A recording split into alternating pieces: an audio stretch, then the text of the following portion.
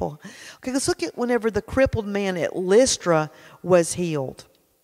And we're going to see Paul ministering to him. So it says in Acts 14, 8 through 10, now at Lystra there was a man sitting who could not use his feet. He was crippled from birth and had never walked. He listened to Paul speaking, and Paul, looking intently at him and seeing that he had faith to be made well, said in a loud voice, stand upright on your feet. And he sprang up and began walking. Now, watch what happens. First of all, Paul is ministering to someone who would be incurable, born crippled, never walked. But Paul didn't let that stop him. He kept on preaching Christ. He kept on preaching Christ. And he would not give up. And he stayed at it. And he was being persistent. And he wouldn't let up until faith took hold. Because what did we learn in the very first lesson of this course? That the word is a seed. You've got to plant the seed. You've got to water the seed. You got to plant seeds and water and water and water and water. And soon that little seed's going to break open and a root's going to go down and a stem is going to come up.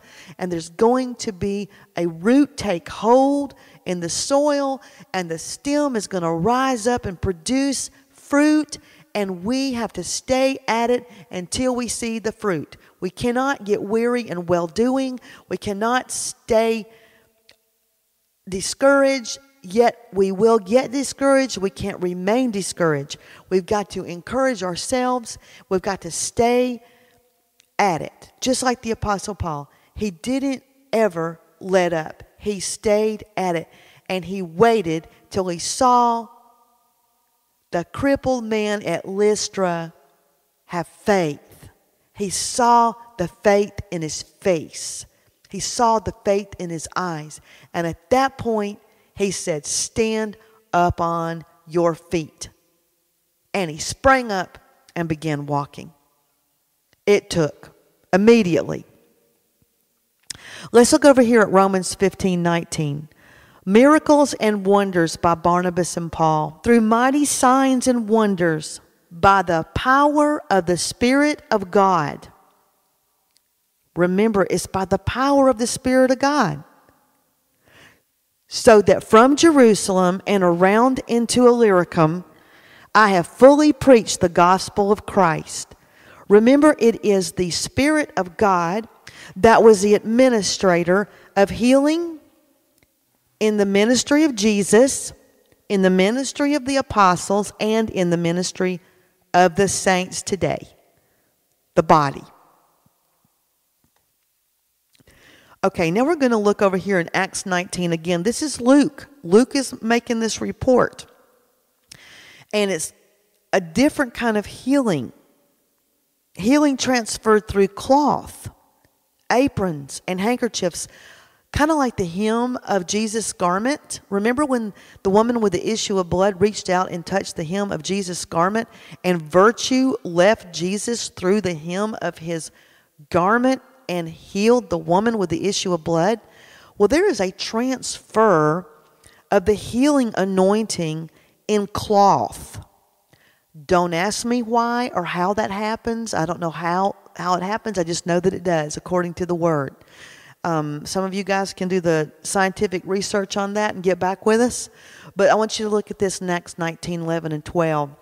And God wrought special miracles by the hands of Paul, so that from his body were brought unto the sick handkerchiefs or aprons, and the diseases departed from them, and the evil spirits went out of them.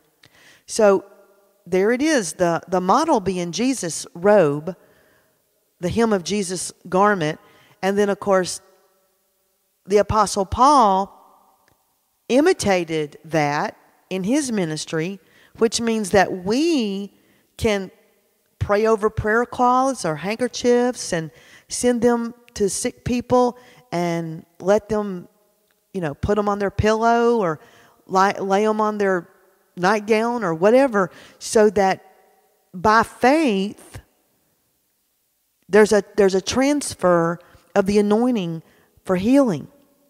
It happens. It's just very, very awesome. Let's look over here at the restoring of life to Eutychus. And I'm a boy mom. I have 2 sons, and so whenever I ever read this story, it just shakes me because I just can't imagine this happening to one of my sons. So we're looking over here at Acts 20. It says, a young man named Eutychus was sitting in the window. He was sinking into a deep sleep as Paul talked on and on. And we can see in previous verses that the Apostle Paul was relentless. He would not stop preaching. He was persistent. And he would keep on preaching until faith took root into the hearts of people. So, of course, he talked a lot. And it says when Eutychus, was sound asleep, he fell from the 3rd floor and died. I can't imagine one of my sons falling 3 floors down in the middle of a meeting and dying on the floor, but it happened. So Paul went down and fell on him and embraced him. Then he said, don't be alarmed, he's alive. So he pretty much brought him back to life. And then Paul went back upstairs and ate. This is so funny. I love this. So Paul went upstairs and he ate. He talked for a long time, right up until daybreak. Then he left. He talked all night. And then he left. They took the young man away alive, and they were greatly comforted. I guess they were greatly comforted because he was alive. Oh, brother. But see, these kind of things were happening, and, Paul just didn't miss a beat. He went over there, he raised the little boy from the dead, went upstairs, ate, and kept on talking until the sun came up the next morning. Wow. Let's look over here in Acts 28, 7 through 8. We've gone over this before. This is the healing of Publius's father. And we read here in 7 through 8, verses 7 through 8 in Acts 28 again. So this is the Apostle Paul on the Isle of Melita. And it is Luke, St. Luke, the doctor, who's giving the account. So Publius, the island's most prominent person, owned a large estate in the area. He welcomed us warmly into his home as guests for 3 days. Publius's father was bedridden, sick with a fever and dysentery. Paul went to see him and prayed. He placed his hand on him and healed him.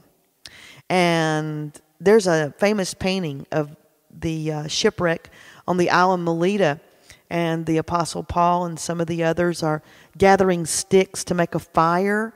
And in this passage, a snake bit Paul's hand and he shook it off.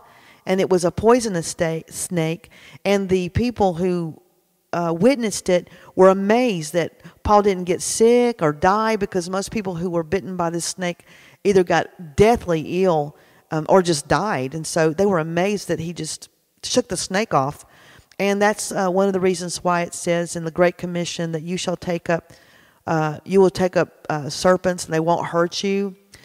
Should that happen, they won't hurt you. So Jesus said that, right, in the Great Commission, and the Apostle Paul believed it. So when the snake bit him, he shook off the snake. He says, I'm not going to be harmed by a snake. I've got stuff to do. I just love it. I just love this boldness. It's awesome. So awesome. And we can see that not only did Publius' father get healed, but in Acts 28:9, look what happened. Once this happened, meaning the healing of Publius' father, right? The rest of the sick on the island came to him and were healed. So everyone on the island of Melita, they got healed. When Paul and Luke and everyone left the island, there was not one sick person left on that island. They were all healed. Isn't that's just so amazing? I don't know. I just get excited when I think about, just the effect, just how effective is that? That's just so. We need to really start believing for big, massive healings where everybody gets healed. Not one person walks away not healed. We should really, really lift our vision much higher than what it is right now. Don't you agree?